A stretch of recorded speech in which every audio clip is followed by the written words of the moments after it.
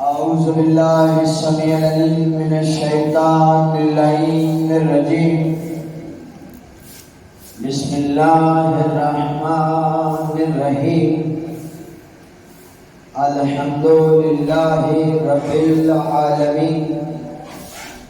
الصلاة والسلام على سيدنا ونبينا وشفينا وطبيب قلوبنا مولانا مبتلانا أبي القاسم محمد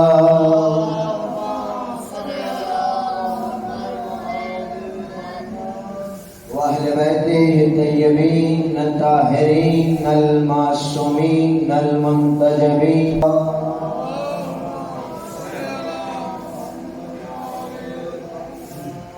ولعنة الله على أعدائهم ملعونين أجمعين من يومنا هذا إلى يوم الدين. أما بعد فقد قال الله تبارك وتعالى في محكم كتابه المجيد وفرقانه الحميد وهو أصدق الصادقين. بسم الله الرحمن الرحيم. إن الله وملائكته يصلون على النبي يا أيها الذين آمنوا صلوا عليه وسلموا تسليما.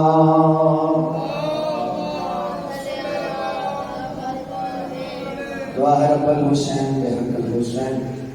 میرا مالک آپ سب کا اس صفحہ میں آیا اپنی بارگاہ میں قبول اور منظور فرمائے.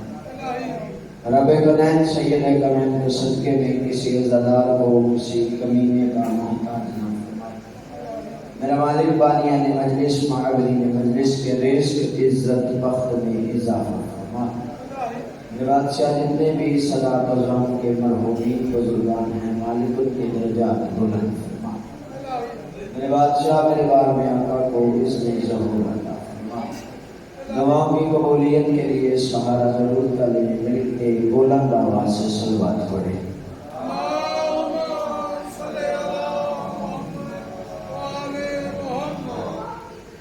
صاحبان بزم معرفت موالیان حیدر قرار عاشقان رسول خدا محبان آل ابا عشرہ محرم کی 7ویں مجلس آپ کی پاکیزہ سماعتوں کے لیے ہدیہ.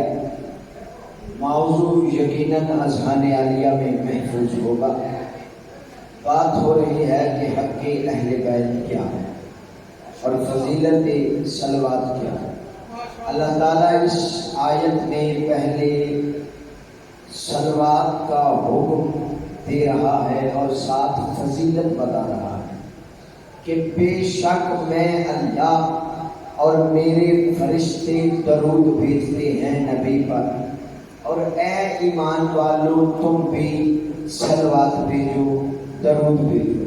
اور صرف درود نہ بھیجو وسلموا تسلیما انہیں تسلیم کرو.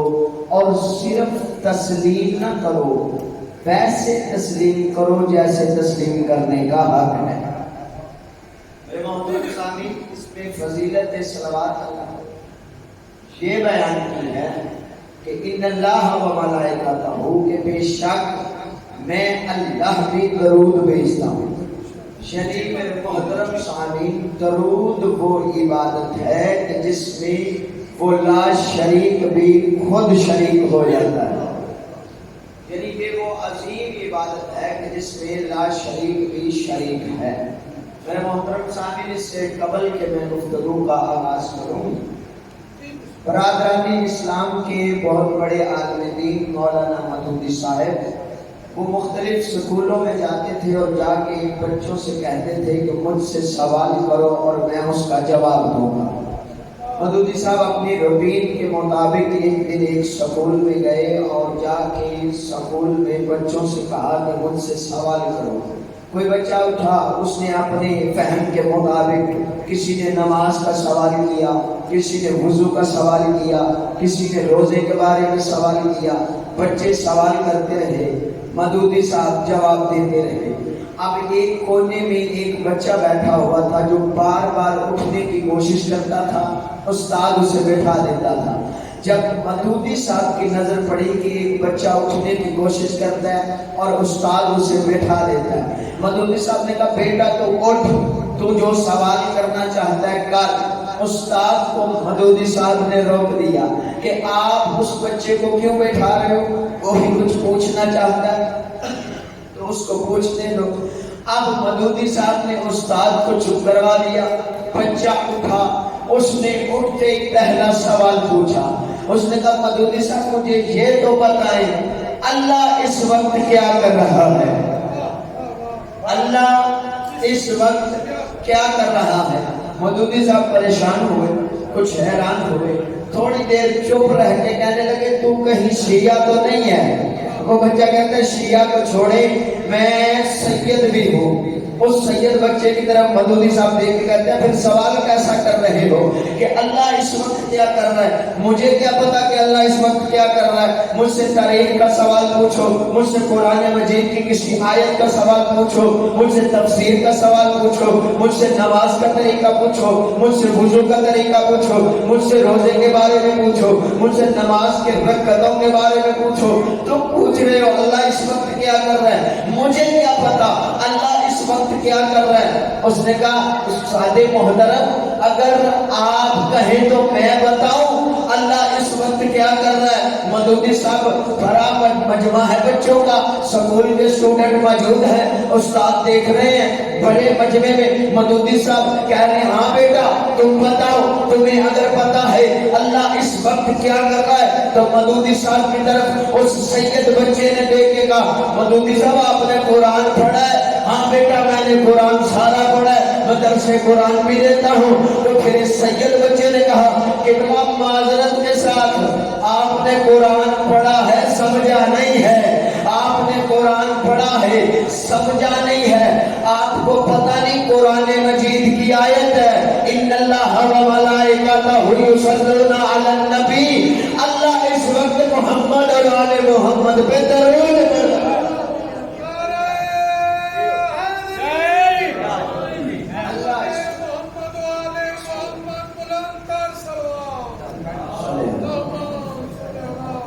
اللہ اس وقت درود بھیج رہا ہے محمد اور آل محمد۔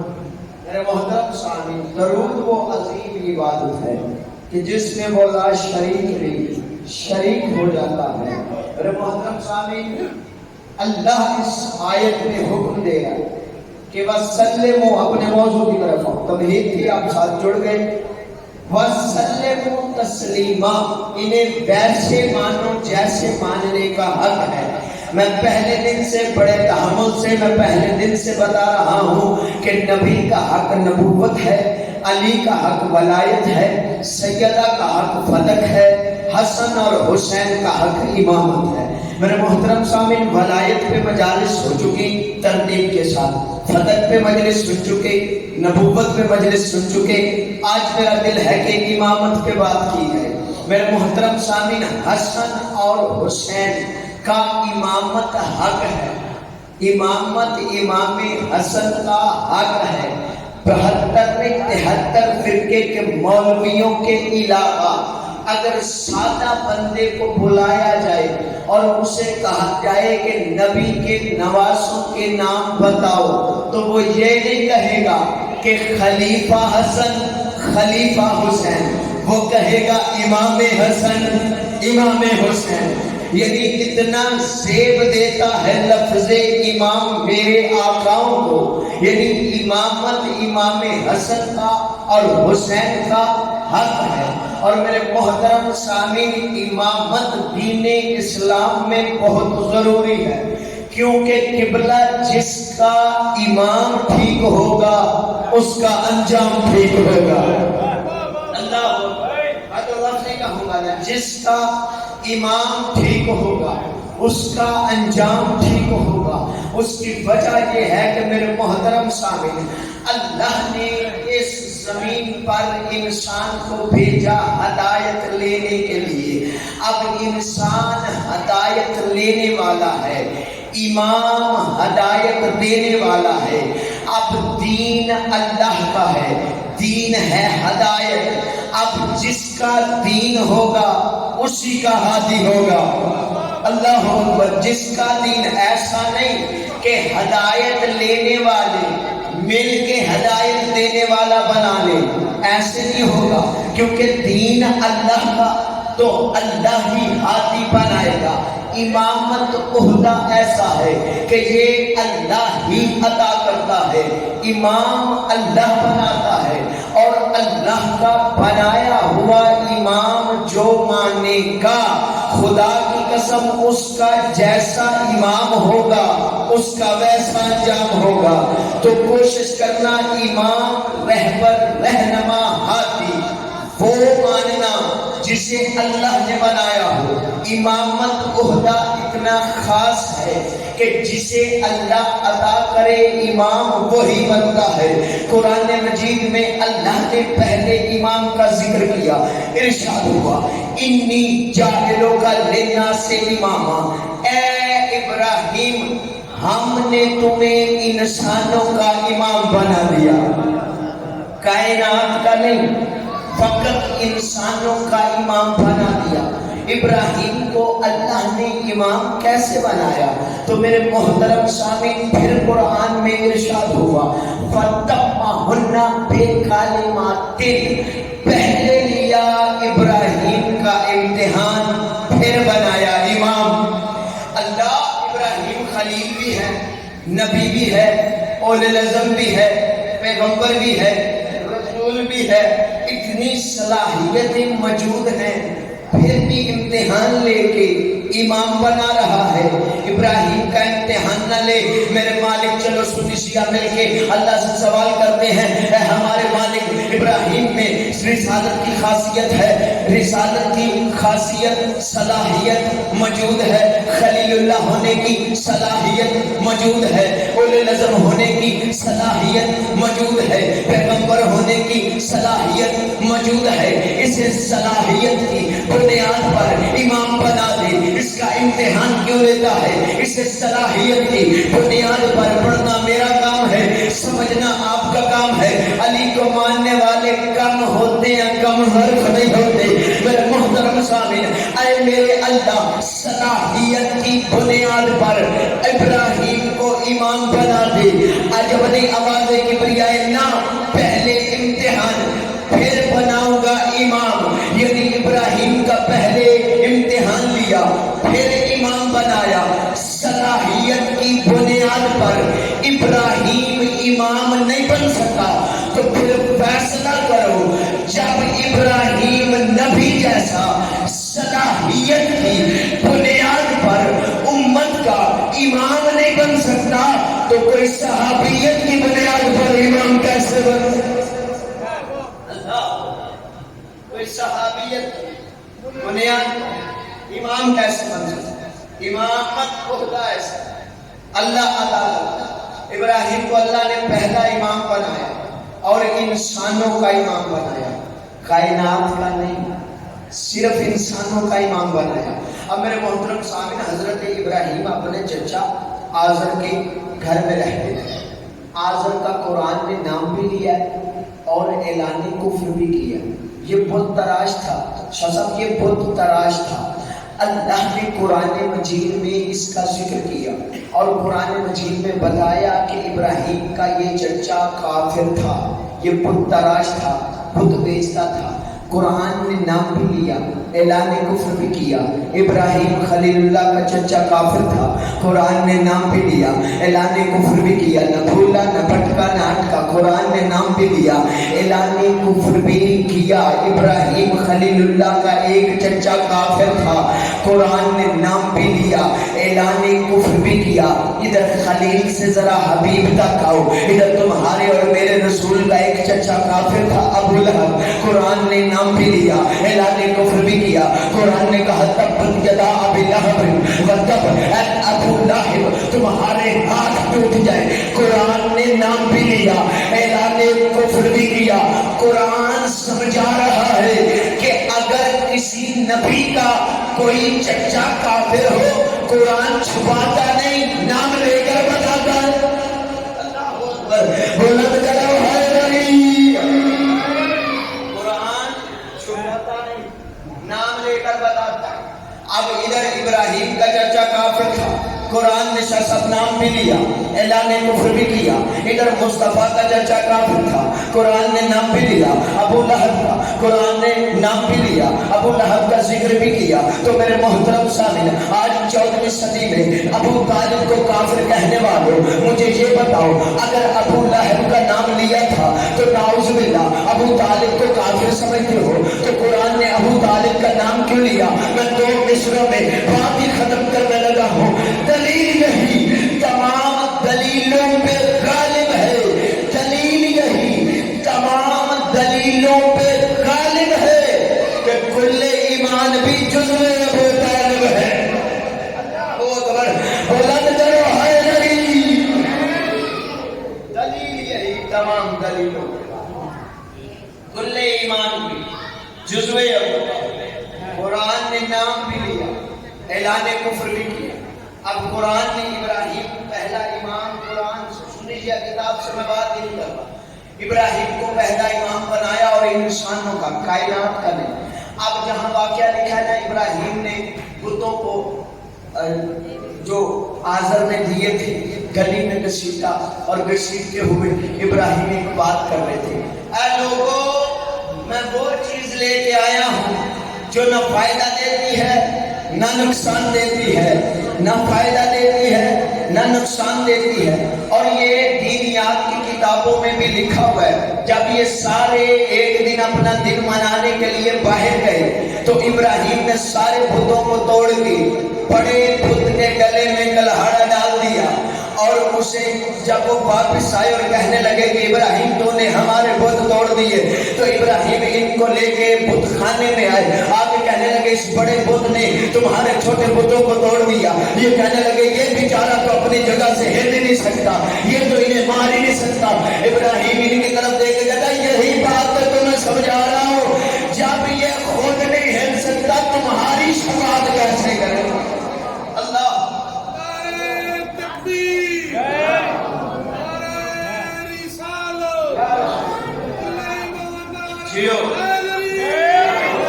سلام، توجہ ہے۔ ابراہیم کو امام، جہاں یہ واقعات لکھے ہیں شاہ صاحب، وہاں ایک بڑا سادہ واقعہ لکھا ہے، کتاب کا نام ہے انوار نجف، 15 جلدوں میں حسین بخش جاڑا کی لکھی۔ اب میرے محترم سامعین، یہ قبلہ لکھتے ہیں، تفسیر میں واقعہ لکھا انہوں نے کہ ابراہیم ایک دن گھر سے تھیلا لے کے نکلے بازار میں۔ گھر والوں نے کہا امامت عہدہ ہے ابراہیم کے پاس، گھر والوں نے کہا جاؤ بازار سے تھیلا لے جاؤ، آٹا لے کر آؤ، پڑھنا میرا کام ہے، بات بڑی سادہ ہے، نتیجہ بڑا خوبصورت ہے، آٹا لے کر آؤ۔ ابراہیم بازار میں آئے، دکانیں بند تھیں۔ اب کتابیں لکھتی ہیں ابراہیم نے اس تھیلے میں شاہ صاحب صحرا کی ریت بھری، ریت بھر کے تھیلا لے کے ابراہیم گھر آئے، گھر آ کے تھیلا کونے میں رکھ دیا، خود بیٹھ گئے۔ اب گھر والوں نے جب تھیلا کھولا تو ریت نہیں تھی، آٹا تھا۔ اللہ اکبر، بیدار ہو گئے، ریت نہیں تھی، آٹا تھا۔ پہچان یہ ملی کہ جو امام ہوگا نا، امام وہ جنس کو بدلنے کا اختیار رکھتا ہوگا، وہ جنس کو بدلنے کا اختیار، قبلہ وہ جنس کو بدلنے کا اختیار رکھتا ہوگا، یعنی ہو کچھ بنا دے کچھ، اسے کہتے ہیں امام۔ امامت ابراہیم کے پاس آئی، ابراہیم نے ریت کو آٹے میں بدل دیا۔ امامت تیرے اور میرے سجاد مولا کے پاس آئی، مولا کے ہاتھوں سے گرنے والا پانی جواہرات میں بدل گیا۔ امامت جاگیے گا نیاز مولا، امامت حسن مولا کے پاس آئی، مولا نے مرد کو عورت میں بدل دیا۔ امامت حسین کے پاس آئی، حسین بادشاہ نے گناہگار حر کو علیہ السلام میں بدل دیا۔ جو بندہ ابھی تک چپ کر کے بیٹھا ہے، امامت علی کے پاس آئی، علی نے گستاخ کو کتے کی شکل میں بدل دیا۔ بھائی ایک گستاخ آیا، مجمع سے اٹھ کے گستاخی کرنے لگا کہ یا علی تمہارے ہاتھ میں انصاف نہیں ہے۔ علی نے اس کی طرف دیکھ کہا اچھا اب کتے بھی علی سے بحث کریں گے۔ سارے مجمع نے دیکھا، بولتا آیا تھا، پھونکتا چلا گیا۔ ہائے ہائے،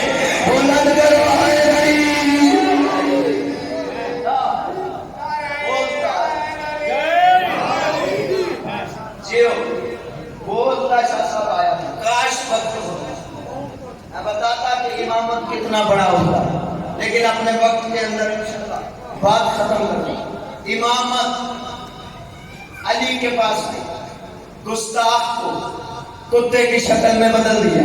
اب قبلہ کتابیں لکھتی ہیں جب یہ کتا بن گیا، کتا بن گیا، پیٹ کا ماحول ہے، آپ بہتر جانتے ہیں، جب کسی بستی میں نیا کتا آ جائے پرانے کتے اس کا کیا حال کرتے ہیں؟ اللہ اکبر۔ اے محترم صاحب، یہ جیسے کتا بن کے باہر نکلا، سارے کتے اس کے پیچھے، بندے اس کے پیچھے کہ علی کی گستاخی کی، علی نے اسے کتا بنا دیا، دیکھو علی نے اسے کتا بنا دیا، علی نے اسے کتا بنا دیا۔ اب یہ بچتا بچاتا دوڑتا ہوا اپنے گھر میں داخل ہوا۔ اب اس کا ذہن تو انسانوں والا تھا کہ میں نے علی کی گستاخی کی، علی نے مجھے کتا بنا دیا۔ یہ قبلہ جیسے ہی اپنے گھر میں داخل ہوا، اس کی بیوی روٹیاں بنا رہی تھی، اس نے ڈنڈا اٹھایا، اٹھا کے کہتی یہ کتا، پاگل کتا، چول کتا، یہ کتا کہیں کا کتا، ہائے ہائے یہ کتا کہیں کا کتا میرے گھر میں کیا لینے کے لیے آ گیا۔ اس نے جیسے ہی ڈنڈا اٹھایا، مارنے کا ارادہ کیا، پیچھے بندوں نے کہا اسے نہ مارنا، یہ کتا نہیں، یہ تمہارا شوہر تھا۔ دیکھ کر یہ میرا شوہر ہے، پھر ضرور کم وقت علی کو پہنچا ہوگا۔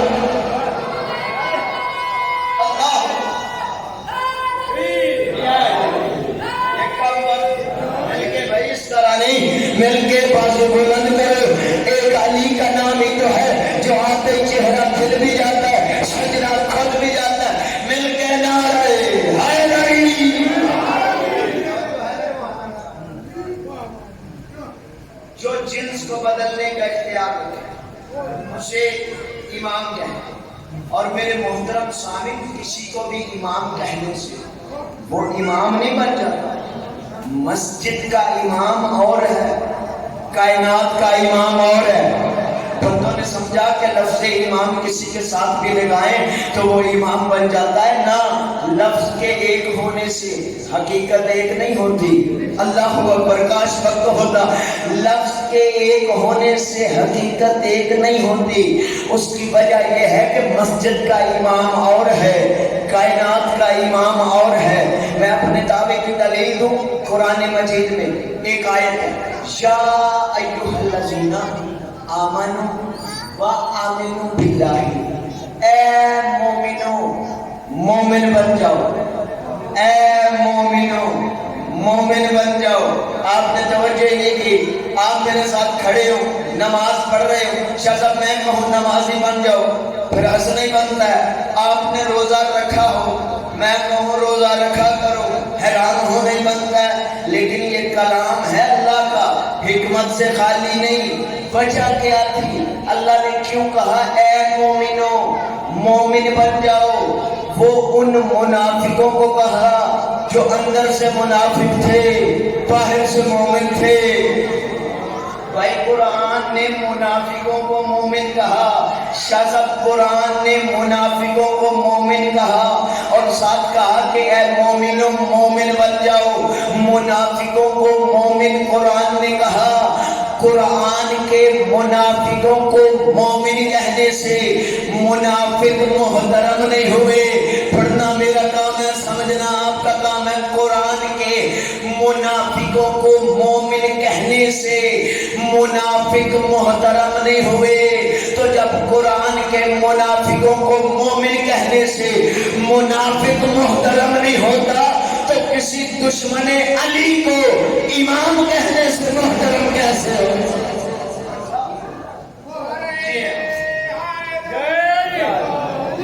قرآن کی توجہ ہے، لفظ کے ایک ہونے سے حقیقت ایک نہیں ہوتی۔ مسجد بنائی ایک منافقوں نے، مسجد زرار بنا کے نبی سے کہا یا رسول اللہ آئے نماز پڑھائیں۔ قرآن کا واقعہ، نبی کو حکم خدا آ گیا کہ یہاں نہیں جانا، یہاں نماز نہیں پڑھانی، بھئی قرآن کا حکم آ گیا جہاں نماز میں طرف توجہ رہے، جہاں نماز نہیں پڑھانی. کیوں میرے اللہ؟ وہ بھی عبادت خانہ، یہ بھی عبادت خانہ، وہ بھی عمارت، یہ بھی عمارت، وہاں بھی نماز، یہاں بھی نماز. کیوں روکا جا رہا ہے؟ اپنے نبی کو کیوں روک رہا ہے کہ مسجد ضرار، اور بعد میں نبی نے قبلہ قرآن کہتا ہے کہ مسجد گروا دی تھی. شہید میں نہیں کہوں گا، منافقوں کی شہادتیں کہاں ہوتی ہیں؟ نبی نے یہ مسجد گروا دی تھی حکم خدا سے.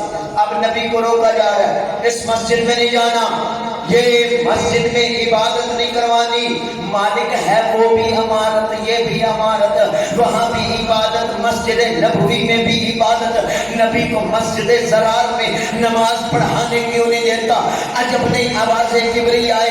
اس لیے میرے رسول اس مسجد میں نہیں جانا، میرا لکھا ہے اس لیے اس مسجد میں نہیں جانا. کیوں؟ کیونکہ وہ منافقوں نے بنائی ہے، کیونکہ وہ منافقوں نے بنائی ہے. تو پھر قرآن نے فیصلہ دیا جسے نبی بنائے وہ اور ہے، جسے منافق بنائے وہ، جسے نبی بنائے وہ اور، جسے منافق بنائے وہ اور.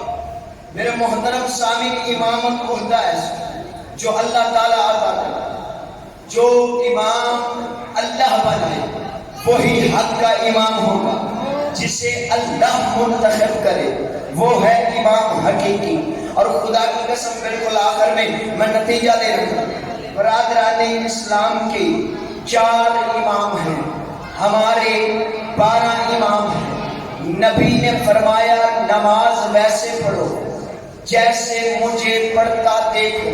ہمارا مقصد قطعاً کسی کی دل آزاری نہیں، لیکن مجلس حسین کا کوئی مقصد ہوتا ہے یہاں سے ایک بندے کو بھی پیغام مل جائے اور گھر جا کے اگر کوئی اہل سنت بھائی بیٹھا ہے، گھر جانا، بستر پہ لیٹنا، میری بات کو سوچنا، سوچ کر فیصلہ کرنا.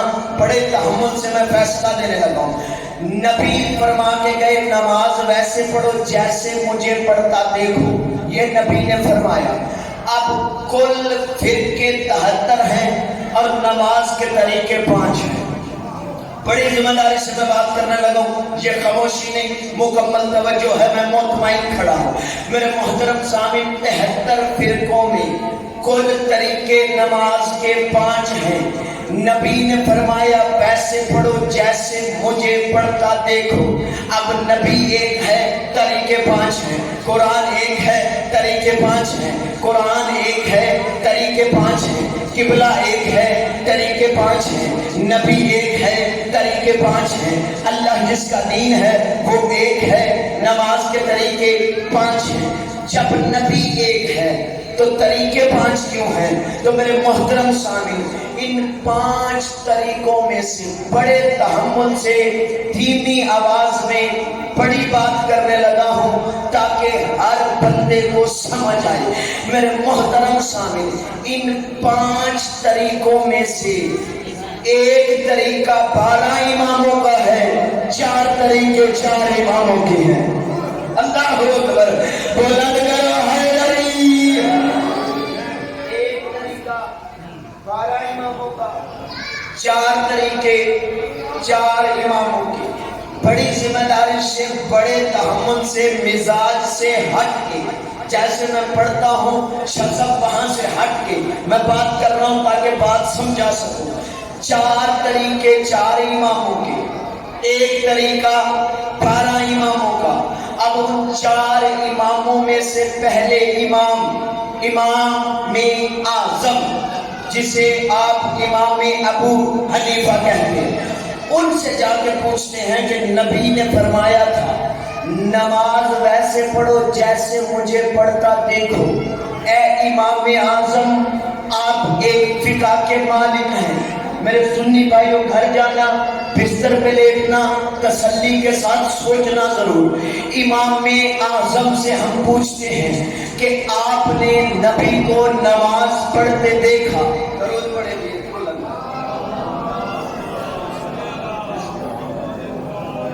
آپ نے نبی کو نماز پڑھتے دیکھا. امام اعظم سے پوچھتے ہیں, توجہات میرے یاد رہے, میں فیصلہ دینے لگا ہوں, سلام کرنے لگا ہوں.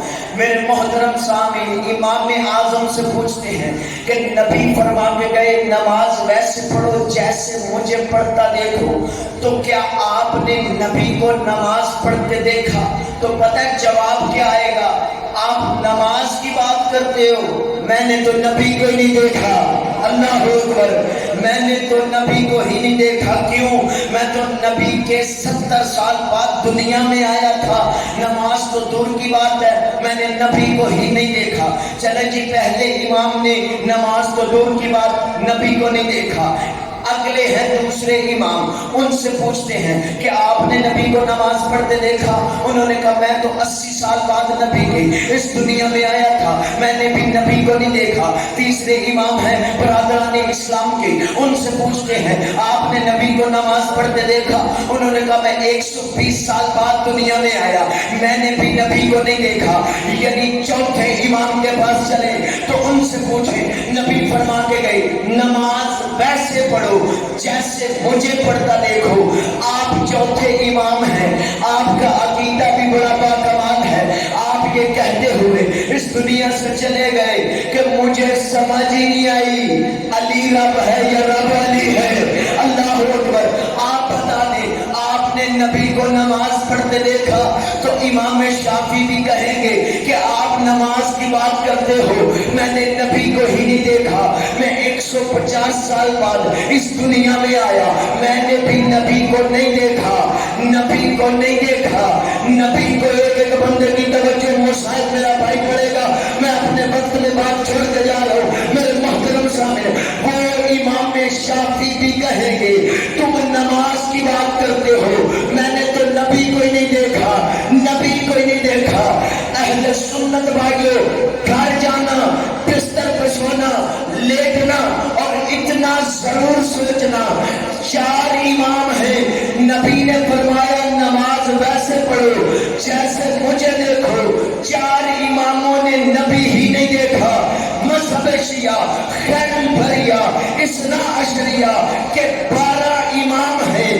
ہم نے اپنے پہلے علی سے پوچھا, یا علی آپ پہلے امام ہیں, آپ نے نبی کو نماز پڑھتے دیکھا؟ تو پتہ جواب کیا آیا؟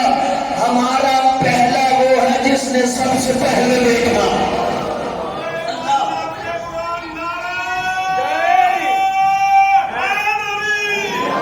پہلا وہ جس نے سب سے پہلے دیکھا. داد کے فوراً بعد داد نہیں ملتی, لیکن آخری جملہ دل بولے تو بولنا ضرور ہے.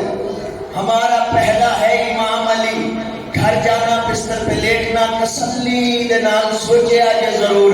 ہمارا پہلا امام ہے علی. ہم نے کہا یا علی آپ ہمارے پہلے امام ہیں, اور خدا کی قسم ہمارے 12 امام ہیں. ہم نے 12 مانی ہیں, بنائے نہیں. اللہ اکبر.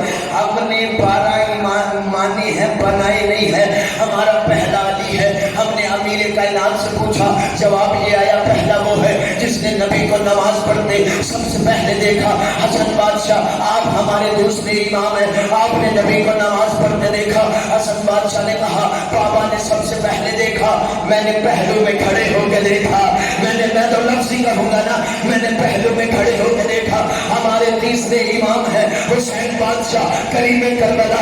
میں نے عقیدت کی آنکھیں بند کر کے اپنے تیسرے امام سے پوچھا, مولا نبی فرما کے گئے تھے, نبی فرما کے گئے تھے نماز ویسے پڑھو جیسے مجھے پڑھتا دیکھو. اے ہمارے تیسرے امام آقا حسین, آپ نے نبی کو نماز پڑھتے دیکھا تو آواز پتہ کیا آئے گی؟ جیسے میں نے دیکھا ویسے کسی نے نہیں دیکھا, جیسے میں نے دیکھا ویسے کسی نے نہیں دیکھا. مولا آپ نے کیسے دیکھا؟ حسین کہیں گے بھائی میرے بابا علی نے سب سے پہلے دیکھا, حسن نے پہلو میں کھڑے ہو کے دیکھا. میں حسین وہ جس نے پشت پہ بیٹھ کے دیکھا.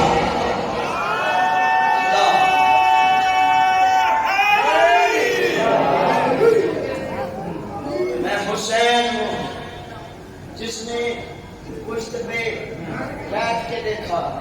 خدا کی قسم ہمارے امام 12 ہیں، ادھر 4 امام ہیں، نہ فقہ ملتی ہے، نہ قول ملتا ہے، نہ نماز ملتی ہے، نہ اذان ملتی ہے، نہ وضو ملتا ہے۔